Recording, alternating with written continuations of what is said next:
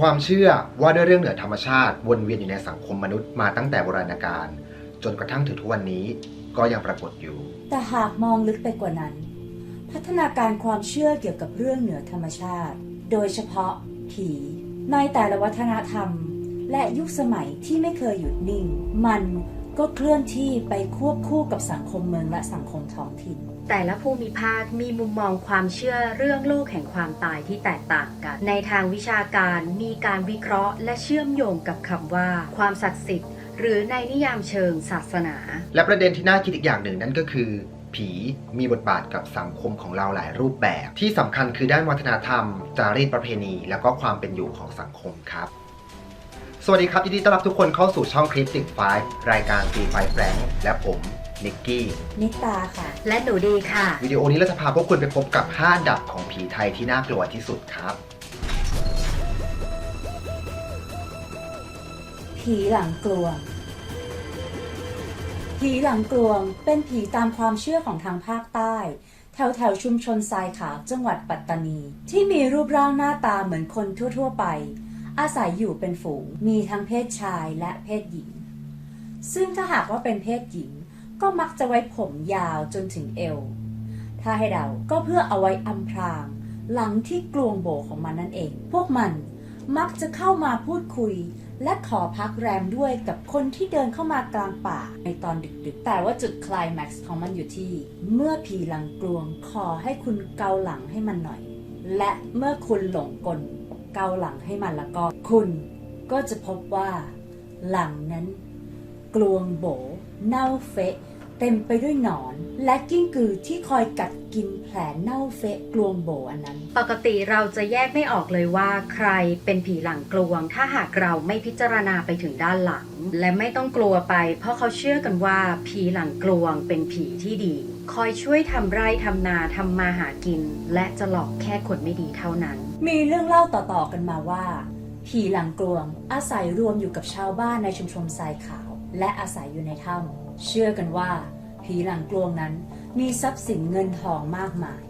ซึ่งก็มาจากความขยันของมันนั่นเองโดยพวกมันจะยึดมั่นเชื่อมั่นในสัจจะอย่างมากถ้าใครรับปากผีหลังกลวงแล้วไม่ทำตามสิ่งนั้นผีหลังกลวงจะโกรธแค้นเป็นอย่างมากจนมีวันหนึ่งค่ะชาวบ้านมาขายของให้กับผีหลังกลวงแล้วรับปากว่าเดี๋ยวจะเอาของมาให้แต่จนแล้วจนรอดก็ไม่มาตามสัญญาทำให้ผีหลังกลวงนั้นโกรธแค้นมากถึงกับลุกขึ้นมาไล่เข็นฆ่าชาวบ้านในหมู่บ้านชาวบ้านจึงต้องปิดตายถ้ำนั้นไว้จนถึงทุกวันนี้และบังเอิญถ้าคุณไปเจอผีตัวนี้เข้ามีวิธีหนึ่งวิธีที่ไล่ได้ง่ายๆหาอะไรร้อนๆโยนเข้าไปที่หลังของมันจะกรีดร้องแล้ววิ่งหนีไปกับฝูงผึ้งที่แตกรังออกมาจากหลังของมันแล้วว่ากันว่าให้พกปลาหมอไว้เพราะผีหลังกลวงกลัวปลาหมอมากแต่ใครจะหิ้วปลาหมอไปมาล่ะคะหรืออันที่จริงแล้ว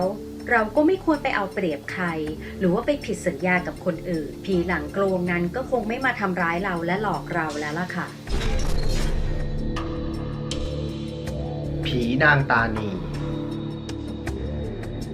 ผีอีกประเภทหนึ่งที่โด่งดังไปไกลถึงฝั่งยุโรปครับเพราะว่าพกพาเอกลักษณ์นั่นก็คือชุดประจำชาติติดตัวไปด้วยผีสาวที่ใส่ชุดไทยและสบายสีเขียวเราเรียกพวกเธอว่าผีตานีครับคนไทยโบราณมีวิถีชีวิตที่ผูกพันกับธรรมชาติมาอย่างช้านานครับเราจะมีความเชื่อเกี่ยวกับสิ่งศักดิ์สิทธิ์หรือว่าสิ่งลี้ลับเหนือธรรมชาติที่สิงสถิตอยู่ในธรรมชาติเหล่านั้นโดยเฉพาะต้นไม้ตานีจึงเป็นพรายประเภทหนึ่งครับที่เป็นหญิงสาวที่สวยงามเช่นเดียวกับนางตะเคียนโดยทั่วไปจะเป็นหญิงงามที่นุ่งชุดไทยโบราณสบายสีตองอ่อนและผ้านุ่งโจงสีเขียวเข้มมีเส้นผมที่ดำยาวสลวยฝ่ามือฝ่าเท้าอ่อนริมฝีปากมีสีแดงเหมือนลูกตำลึงสุกและมีกลิ่นกายที่หอมเหมือนกับดอกกล้วยถ้าต้นตานีที่สิงสถิตนั้นมีขนาดลำต้นที่ใหญ่นางพรายตานีก็จะมีหุ่นที่อวบท้วมแต่ถ้าต้นกล้วยที่สิงสถิตนั้นสูงโปร่ง นางพรายตานีก็จะมีหุ่นที่บอบบางครับ และด้วยความที่พรายตานีเป็นผี ชาวบ้านจึงไม่นิยมปลูกกล้วยตานีไว้ภายในบริเวณบ้าน ถ้าต้องการใช้ใบตองจากต้นกล้วยตานีก็จะต้องเฉือนมาแต่ใบเท่านั้นห้ามตัดมาทั้งก้านและนำเข้ามาในบ้านเพราะเชื่อว่าเป็นลางร้ายจะมีใครในบ้านตายลงไม่ช้าสาเหตุอาจเป็นเพราะในสมัยก่อนคนไทยโบราณจะใช้ใบตองต้นกล้วยตานี3 ใบไว้สำหรับรองก้นโรงศพค่ะ นอกจากความเชื่อเรื่องผีพรายตานีที่ปรากฏตัวให้เห็นในยามค่ำคืนแล้ว ยังมีความเชื่อที่เกี่ยวกับสรรพคุณลึกลับของดอกปลีในกล้วยครับถ้าหากนำมาตากให้แห้งและบดเป็นผงผ่านพิธีกรรมโบราณจะมีคุณด้านเสน่ห์นิยมไม่ว่าผู้ชายหรือว่าผู้หญิงที่ใช้ก็จะทำให้ฝ่ายตรงข้ามนั้นเกิดความหลงไหลหรือว่าหลงรักขึ้นมาทันทีครับเรื่องเล่าส่วนมากที่เกี่ยวกับนางพรายตานีนั้นจะเป็นเรื่องที่เกี่ยวกับมนุษย์เพศชายที่ดันไปหลงรักนางตานีแล้วก็ได้เป็นสามีภรรยากันครับแต่มีความเชื่อว่าถ้าหากว่าผู้ชายคนไหนได้นางตานีเป็นภรรยานั้นในไม่ช้าก็จะเสียชีวิตครับเนื่องจากถูกดูดพลังชีวิตไปจนหมดนั่นเองผีตายโหง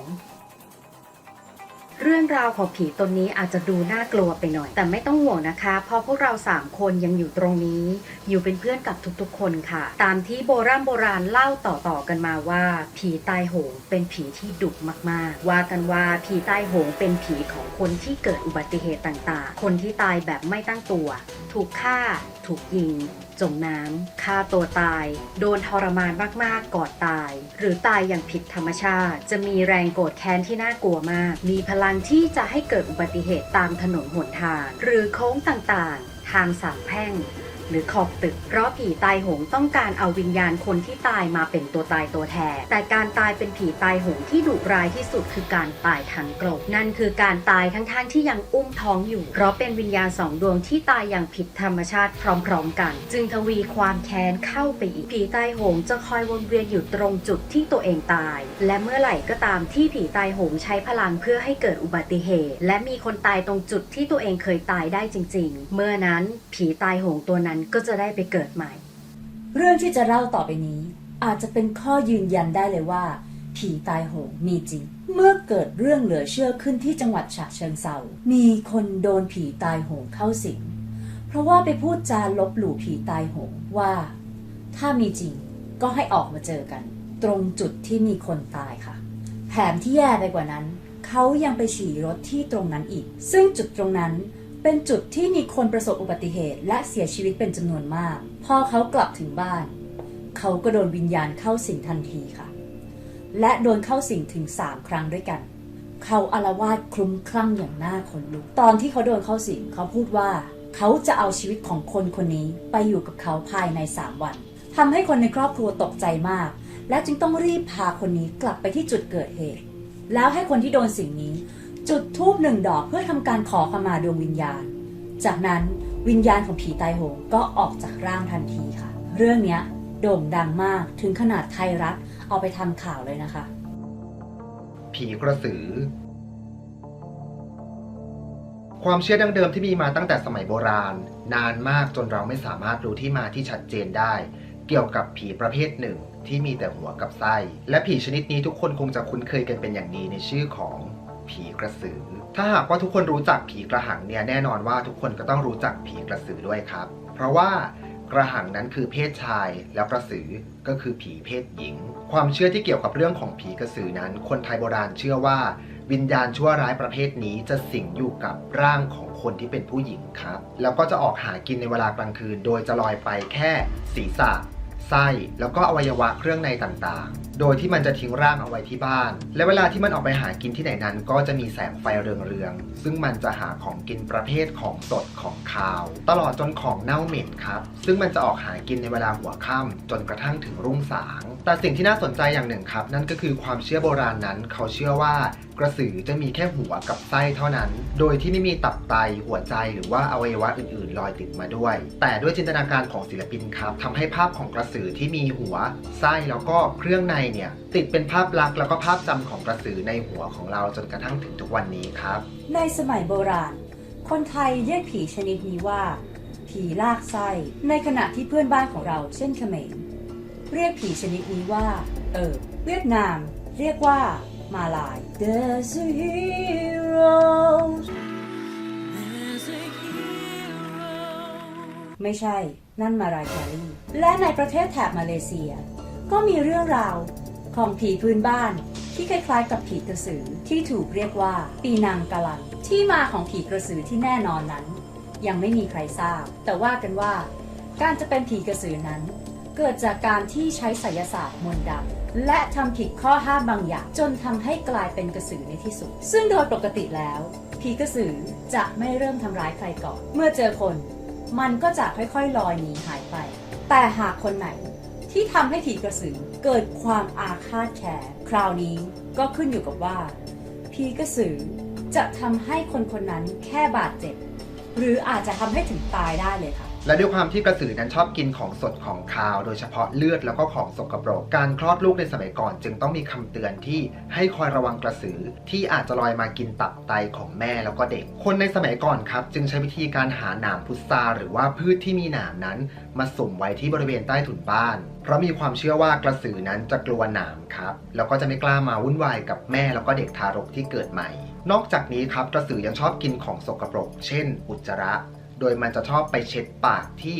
ผ้าที่มีคนตากเอาไว้นอกบ้านครับและถึงแม้ว่ามันจะโดนทำร้ายจนกระทั่งเจ็บปวดแสนสาหัสแต่ว่ามันก็ไม่สามารถตายได้จนกว่าจะมีการสืบทอดทายาทซึ่งวิธีการสืบทอดทายาทของกระสือก็อย่างที่เรารู้กันครับนั่นก็คือการใช้น้ำลายนั่นเองครับผีปอบผีปอบก็คือคนเนี่ยแหละค่ะแต่เขาถูกผีปอบเนี่ยสิงร่างเราจะเรียกพวกนี้ว่าผีปอบนะคะซึ่งผู้ที่จะกลายเป็นผีปอบได้นั้นเขาจะต้องเคยใช้ไสยศาสตร์หรือว่ามนต์ดำไปทำร้ายผู้อื่นมาก่อนและมักจะเป็นคนที่นิสัยไม่ดีจนกระทั่งอาถรรพ์ของคุณไสยนั้นย้อนกลับเข้ามาทำร้ายตัวเขาเองจนทำให้กลายเป็นผีปอบในที่สุดจะสังเกตได้ว่าคนที่ถูกผีปอบเข้าสิงนั้นจะมีลักษณะแตกต่างกันไปบางคนจะก้าวร้าวบางคนจะซึมบ้างก็ร้องไห้หัวเราะบ้างปะปนกันไปแต่มีลักษณะอีกอย่างหนึ่งที่ถือว่าเป็นเอกลักษณ์ของผีปอบเลยนั่นก็คือผู้ที่ถูกผีปอบสิงนั้นจะกินอาหารที่เป็นเนื้อดิบๆซึ่งเราอาจจะเคยเห็นในหนังเรื่องบ้านผีปอบทำให้หลายๆคนอาจจะสงสัยว่าทำไมผีปอบต้องกินแต่ของคาวของสดซึ่งตามตำนานเล่าว่าผีปอบคือผีสายยักษ์ที่อยู่ในสายการปกครองของท้าวเวสสุวรรณที่เข้าสิงร่างมนุษย์และอาศัยร่างมนุษย์นี่แหละเพื่อกินอาหารสดๆดิบๆหรืออาศัยร่างไว้เพื่อเป็นร่างทรงตามคำบอกเล่าของชาวท้องถิ่นได้แบ่งลักษณะผีปอบเอาไว้ดังนี้ค่ะปอบธรรมดาคือคนที่มีผีปอบสิงอยู่เมื่อคนนี้ตายไปปอบที่สิงอยู่ในร่างก็จะสลายตามไปด้วยผีปอบเชื้อผีปอบเจ้ากรรมนายเวรคือมีบุพการีเป็นผีปอบเมื่อตายไปลูกหลานจะต้องสืบทอดการเป็นผีปอบอย่างไม่มีวันจบสิ้นผีปอบแรกหน้าผีปอบแรกหน้าเป็นผีปอบที่มีความเจ้าเล่ห์ครับถ้าหากว่ามันได้เข้าไปสิงใครแล้วหมอผีถามว่าใครให้มาสิงมันก็จะโกหกไปเรื่อยๆครับและถัดมาเป็นผีปอบกักกึกครับชื่อของผีปอบชนิดนี้เนี่ยมาจากภาษาท้องถิ่นซึ่งคำว่ากึกนั้นแปลว่าใบ้คนที่ถูกผีปอบชนิดนี้เข้าสิงเนี่ยจะไม่ยอมเปิดปากพูดอะไรทั้งสิ้นครับจนกว่าหมอผีจะมาขับไล่เขาถึงจะยอมเปิดปากพูดว่า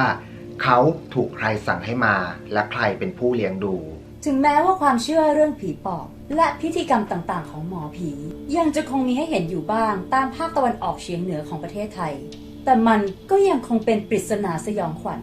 ที่ปัจจุบันก็ยังไม่สามารถพิสูจน์ได้ค่ะ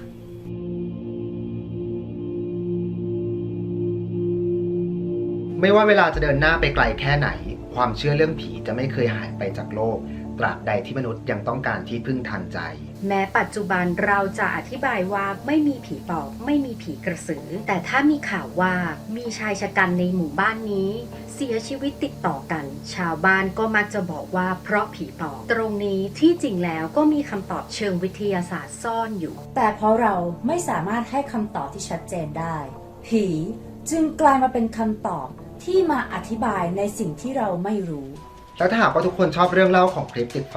ชอบตำนานแล้วก็เรื่องลึกลับที่เกิดขึ้นในประเทศไทยก็อย่าลืมกดติดตามพวกเรานะครับแล้วพบกันใหม่ใน EP หน้าสำหรับวันนี้สวัสดีครับสวัสดีค่ะ